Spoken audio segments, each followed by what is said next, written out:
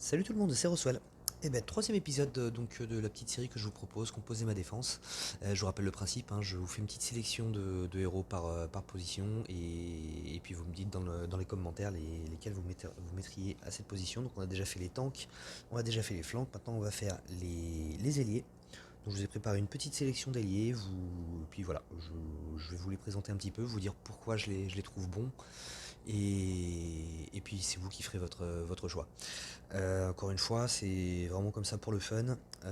Beaucoup de ces héros ne sont pas du tout montés. D'autres sont bloqués à 3,70, certains sont maxés. Peu importe, on s'occupe pas de ça pour le moment, on regarde juste le héros en soi. On va aller voir pour ceux qui sont pas montés leur stat dans la toolbox, histoire que vous puissiez vous faire une vraie idée de ces héros là si vous les connaissez pas. Et puis voilà, j'essaierai de monter un petit peu tous les héros que vous aurez choisis et du coup de mettre en place cette défense que vous aurez choisie. Et puis je vous ferai un retour plus tard, hein, ce que ça a donné. Clairement, vous attendez pas à ce que ce soit demain. Encore une fois, il y en a beaucoup qui sont pas montés, donc il faudra le temps que je puisse les monter, hein. D'ici là, ce sera une défense qui sera peut-être un petit peu obsolète. Mais voilà, c'est pour le délire, pour le fun, et puis on va tester ça quoi. Allez, on est parti. Alors. Tac, ça commence ici. Donc ça commence avec Mani costumé.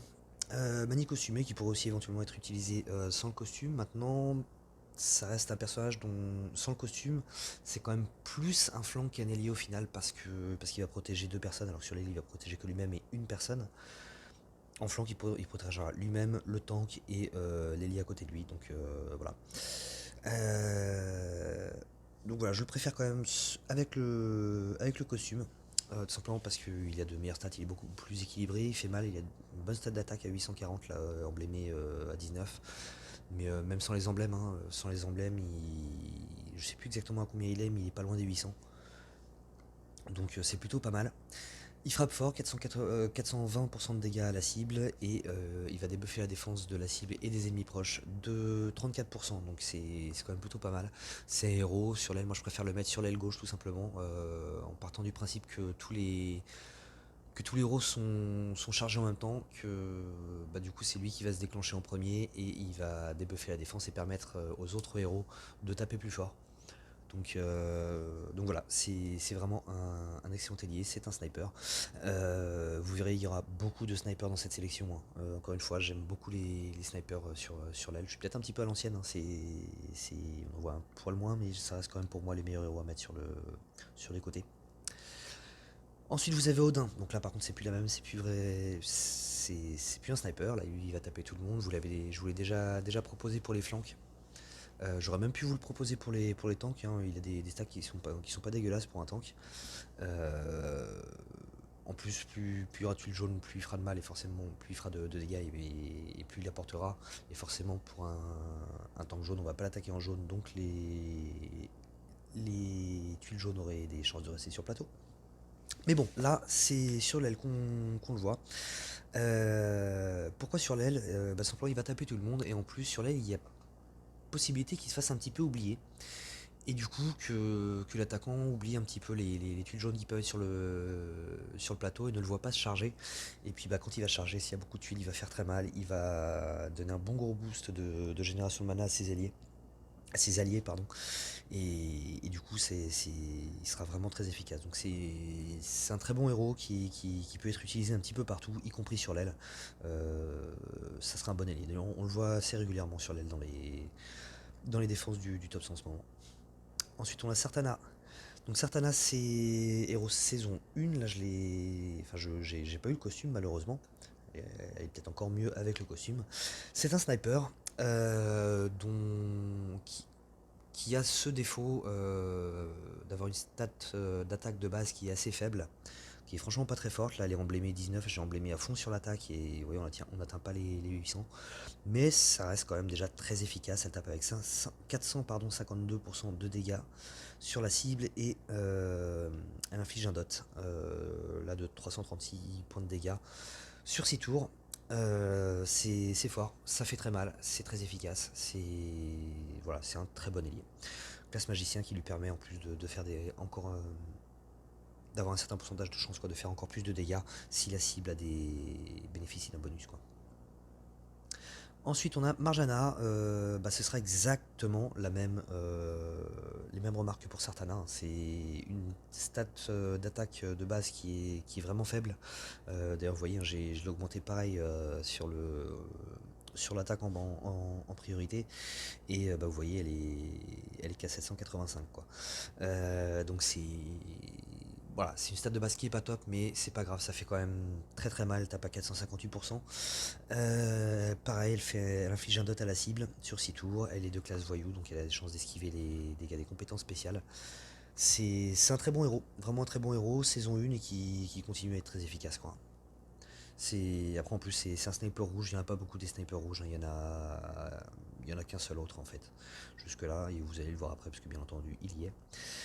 Ensuite on a Drakefong. Drakefong c'est pareil, je vous l'ai proposé chez les flancs. Il va taper 3 personnes assez fort, 270%, c'est pas mal sur 3 personnes.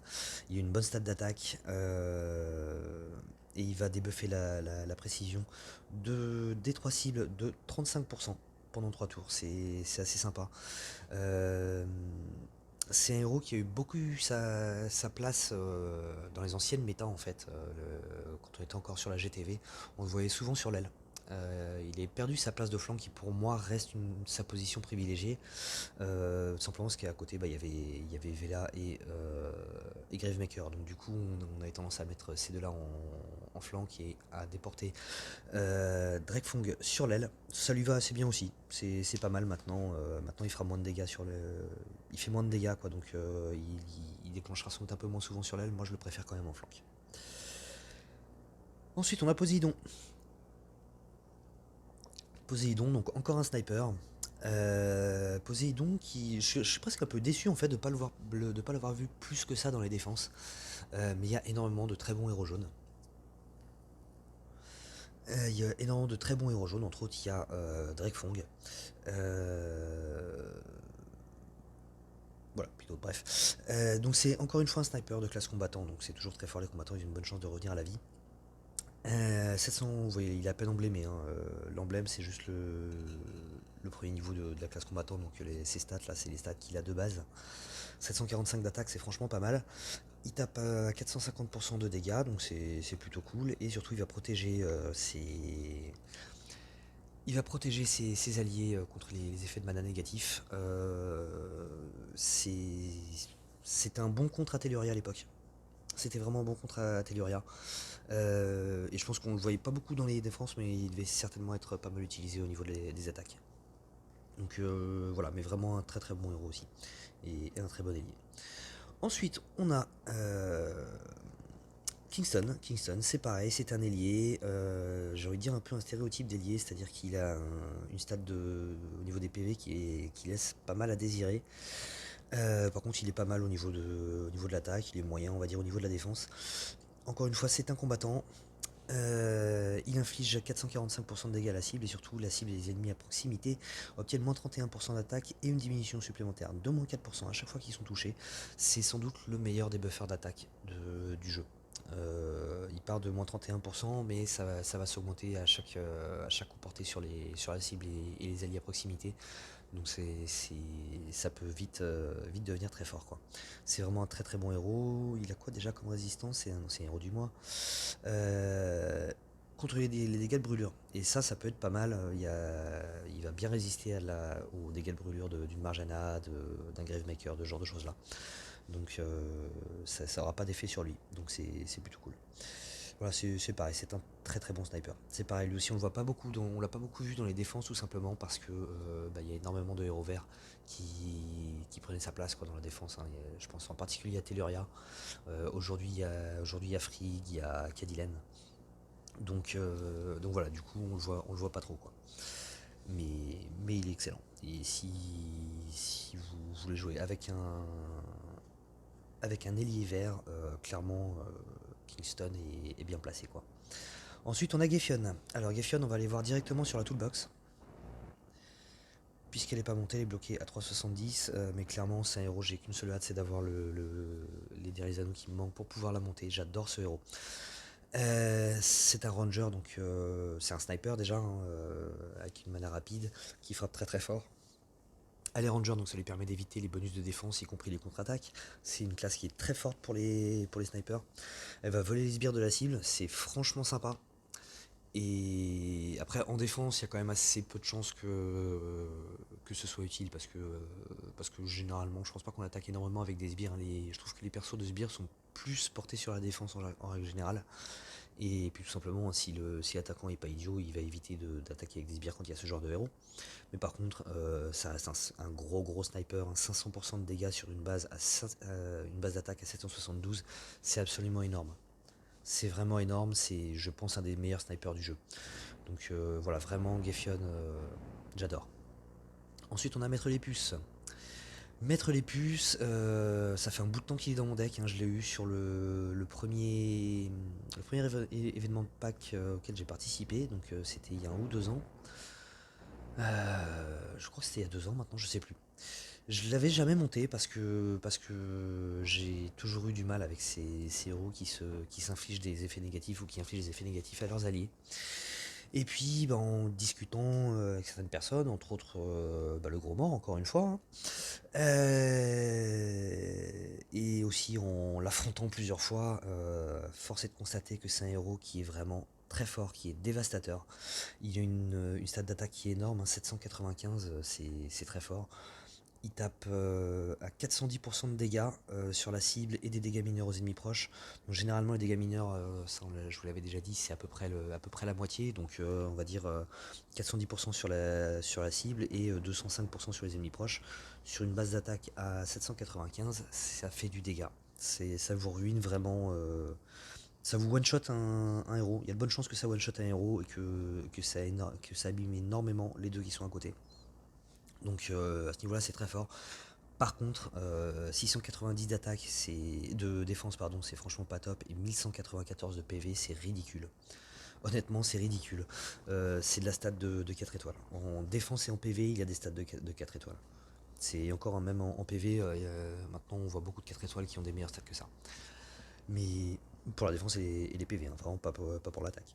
Mais voilà, c'est un sniper, vous le mettez sur l'aile, il sera un minimum protégé, et quand il se déclenche, il va faire vraiment très mal. Donc ça reste un très bon ailier, et clairement, je vais pas énormément tarder à le monter. Il est théoriquement le prochain sur la liste. Ensuite, on a June. Alors June, c'est pareil, il est pas monté, il est bloqué à 3,70.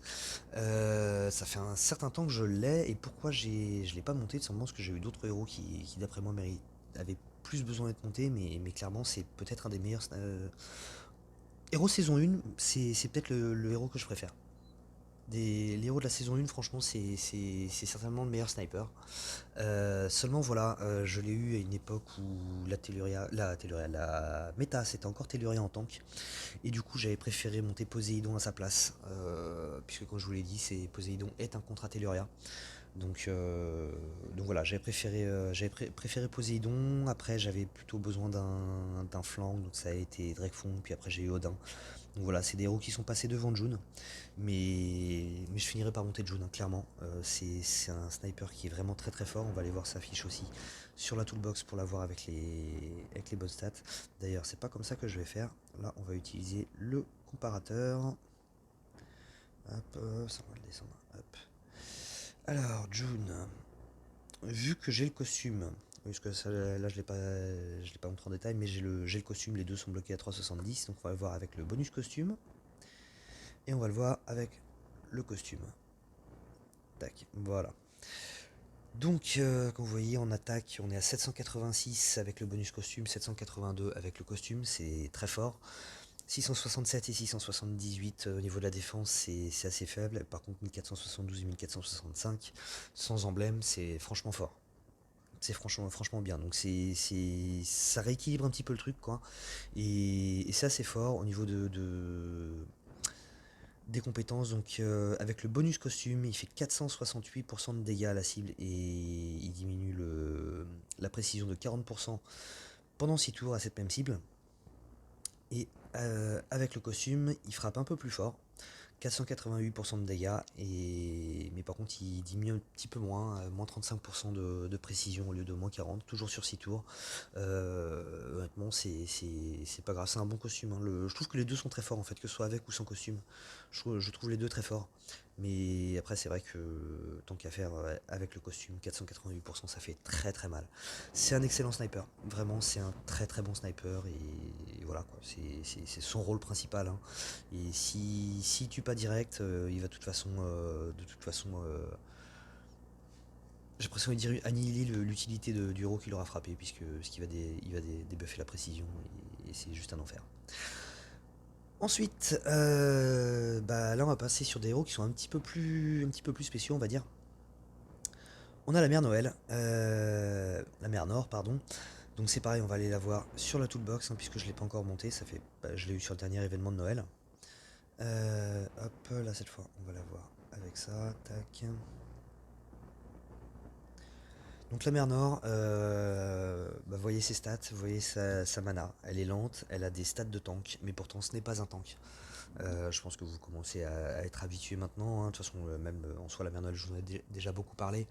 Ce genre de héros, au niveau des stats et de la vitesse de mana, j'ai tendance à vous dire ça c'est du tank, mais pas la mer Noël. La mère Noël, donc oui, c'est un healer, elle redonne 30% de santé à tous les alliés, mais c'est pas son but principal. Le but principal de la mère Nord, c'est tout simplement que chaque allié tombe au combat a 50% de chance de revenir à la vie avec 10% de PV. Et en plus, elle va invoquer des sbires. C'est un héros qui a plus sa place du coup sur l'aile et surtout sur l'aile gauche. Tout simplement pour qu'elle se déclenche en début de tour. C'est-à-dire que voilà, votre tour commence, vous avez la mère Noël qui est chargée, elle va se déclencher, et ben si vous avez un ou deux héros qui sont morts avec leur mana chargé, et ben tout simplement ces héros-là vont revenir et vont pouvoir déclencher. Donc ça sera vraiment, vraiment énorme. Et c'est un héros qui est très spécial, hein. C'est assez spécial comme gameplay, mais c'est vraiment très fort.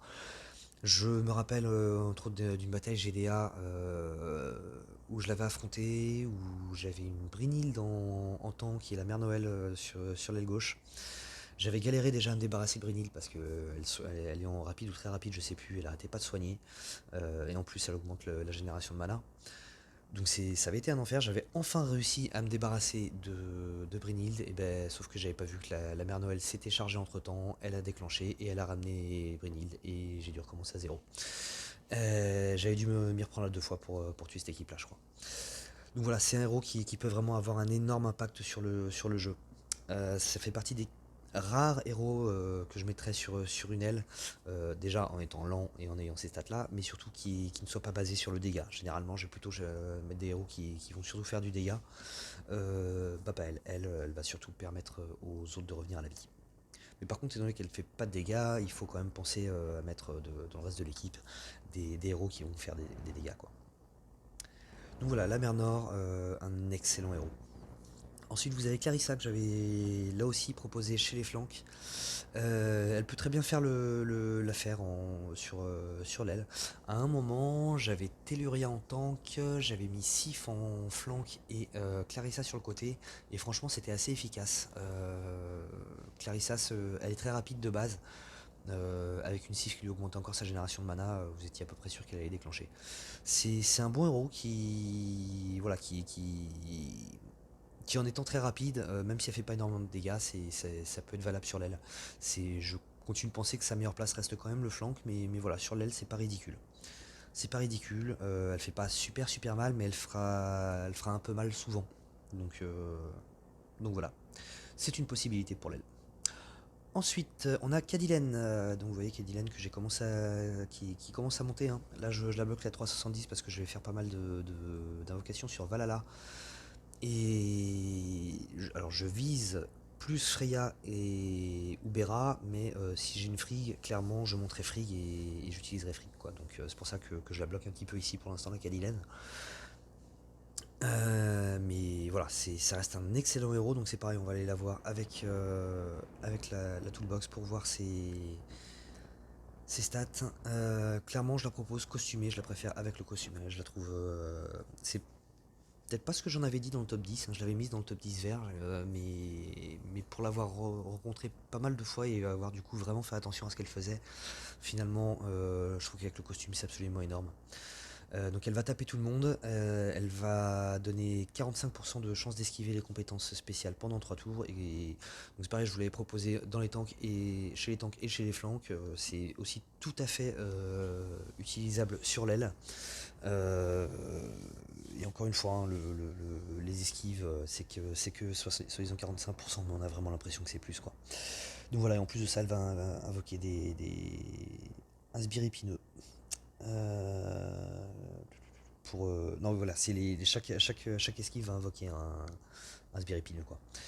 Donc c'est vraiment un très bon héros qui peut être assez fort. Enfin, qui est très très fort et c'est pas ridicule non plus sur l'aile. Je la préfère encore une fois elle aussi en flank ou en tank, plutôt en flank, mais sur l'aile c'est pas ridicule. Ensuite j'ai vu qu'il y avait Crystalis. Eh ben elle est déjà là, tiens. Elle est déjà là, ils ont été réactifs, hein, chez Toolbox. Donc c'est une petite Vela, hein, je vous l'avais déjà proposé chez les flanks, donc bah, au même titre que Vela, c'est valable aussi sur l'aile. Comme tout héros rapide en soi, hein, peut avoir sa place sur l'aile à partir du moment où il fait un minimum de dégâts. Elle inflige 50% de dégâts à tous les ennemis sur une belle base d'attaque, donc ça va quand même faire mal. Elle va diminuer l'attaque des ennemis, donc c'est plutôt sympathique aussi. Voilà, c'est pas du sniper, mais ça peut être sympa sur l'aile, quoi. C'est rapide, ça fait du dégât, ça inflige un dot à tout le monde, donc c'est toujours sympathique. Et un dot en plus qui est, encore une fois, un peu plus fort que celui de Vela. Et enfin, on a Tyr que j'aurais aussi pu proposer chez les flanks. Il peut être très très chiant chez les flanks. Parce que Tyr, bon, c'est pas un sniper, il est pas basé sur le dégât, vous voyez, il fait que 285% de dégâts, même s'il a une belle stat d'attaque à la base. Mais c'est un héros qui est absolument increvable, sachant qu'en plus l'attaque a 60% de chance de contourner les bonus défensifs, y compris les contre-attaques.